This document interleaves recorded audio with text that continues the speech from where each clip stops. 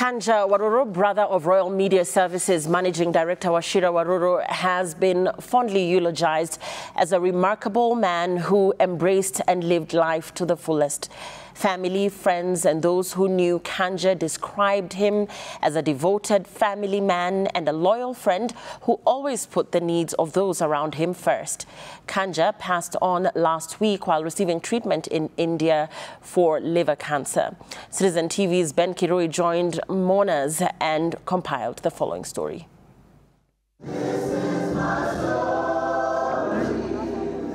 The remarkable story of Kanja Waruru, brother of Royal Media Services Limited Managing Director Wachira Waruru, was fondly and extensively shared by family,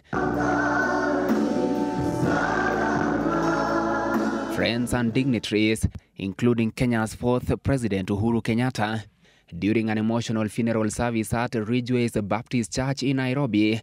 Just as he was known for uniting family and friends in life, his funeral service brought together those who loved him, reflecting his enduring legacy of togetherness. He was a husband who loved fiercely, and a father who cared deeply, and a friend who knew no stranger. He had a unique gift for connecting with people, young and old.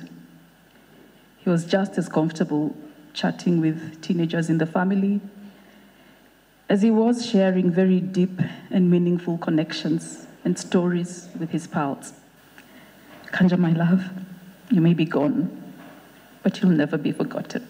We'd watch Manchester United play, who'll for sure win the Premier League. My mom had reminded me that the hate of Man City had grown bigger every match. One day, we were watching Man City and Man United play against each other. When Man City scored, Auntie Liz decided to talk about what a wonderful score that was. So me and my dad told her she'd go watch the game from the river. My father was a great friend and support system to those around him, and he built up many friendships and relationships along the way.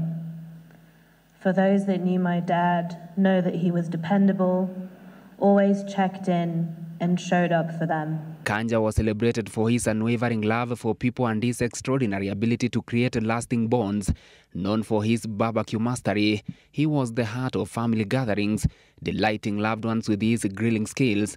Even during the last Christmas holiday, despite silently battling stage 4 liver cancer, he insisted on being his usual self, grilling, laughing, and making sure everyone felt at home. That means that all the time that Kanja was entertaining us at Chaka, he knew he had a life-threatening disease, but he was just braving it and secretly taking lots of painkillers.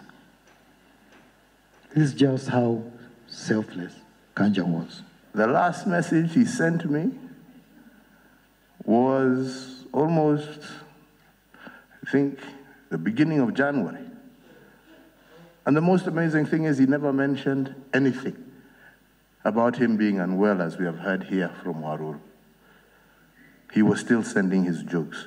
He was still keeping everybody's spirit high. And it was only when I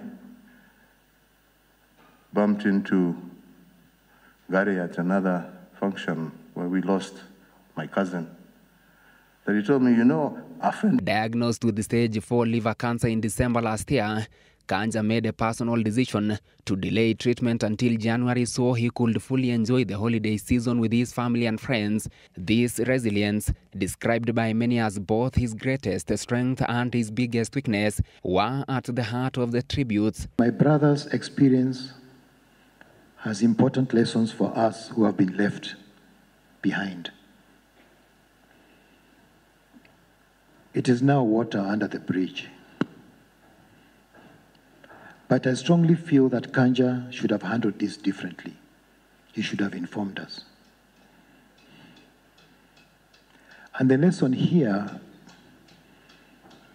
is that we men are often accused of keeping our struggles to ourselves. Many articles have been written about how men don't share. It is said that men believe that they are expected to be strong, always in control, never showing weakness, and would rather suffer in silence. That is why there's a very popular saying in Kenya, mwanaume ni kujikaza. And that's what Kanja did. Kanja alijikaza. And he didn't need to. He should have opened up. When I meet Kanja again,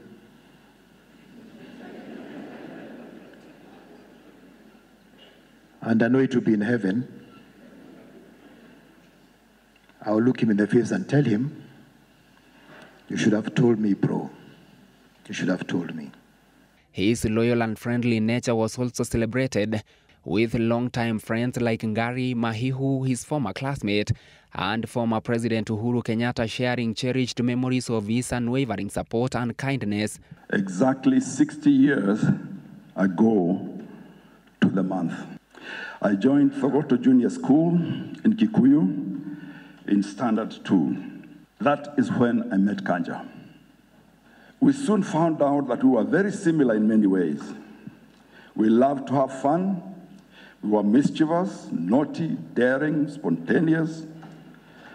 We would literally do anything for a good laugh, only to discover at the end of term, our parents had been asked to remove us from the school because we were a bad influence to the other children. That was disaster.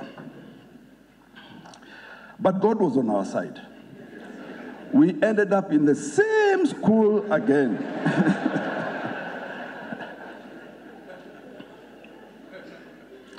Nyeri Primary School. But it was a very short-lived hallelujah. Day one, we were interviewed by Muzungu teachers based on our pronunciation of English words. Kanja miraculously passed the interview. I was caught up and I was asked to repeat standard 3, and now Kanja was in standard 4. But the year ended and I got to standard 4, and guess what? I find Kanja sitting in the corner. He had been heard calling a lizard Richard. I had the opportunity to first meet Kanja in 1980.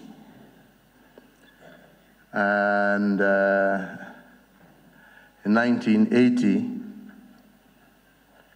I was traveling to America for the very first time to begin my studies there. So one day, with another foreign student, I'm walking back from the library back to the dormitory.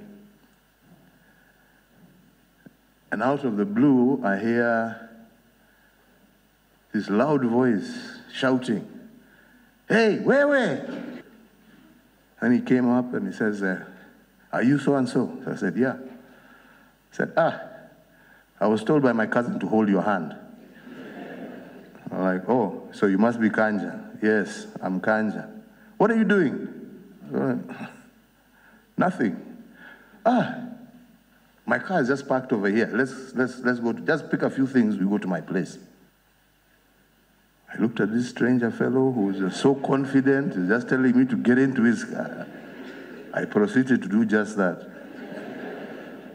Got into his car and we traveled to his apartment. And that became my second home, to the extent that one day I took the train and traveled to Jersey City, where he was based. And I happened to arrive there. Kumbe Kanja had already gone to work. So there was, in his apartment block, there was a place, the ground floor, where we used to go and have tea.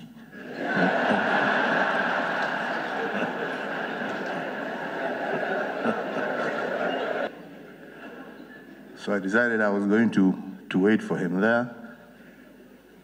Because I knew eventually when he came from work, he had to come through this steep place. So he would find me there. So he came and he asked me, yeah, eventually, yeah, how long have you been? I've been here about a couple of hours. I said, hey, look, what you do now, tomorrow morning, I'll sort this out so you don't have to always just wait for me here. The next morning, he went, he made a copy of a key of his apartment, he gave it to me and told me, you know, whenever you're here, you just, and the couch is there, ni kwako nyumbani. And we started a relationship from that day to date. Kanja's life described as one that had many things to emulate. Kanja also left us with many lessons, and they've been shared here. There's just one that I would really like to pick. Just look at the picture in front of you. Look at that face. Go through any page of the booklet you're holding and see what Kanja is doing. This was a happy chap. He lived happily to the last day. I believe even in the moment of pain, his smile took care of it. Much has been said about the remarkable man that was Kanja Waruru. His resilience, kindness, and unwavering spirit left an indelible mark on all who knew him. He will be laid to rest on Saturday at his rural home in Kiganjo, Nyeri County. Ben Kirui, Citizen TV, Nairobi.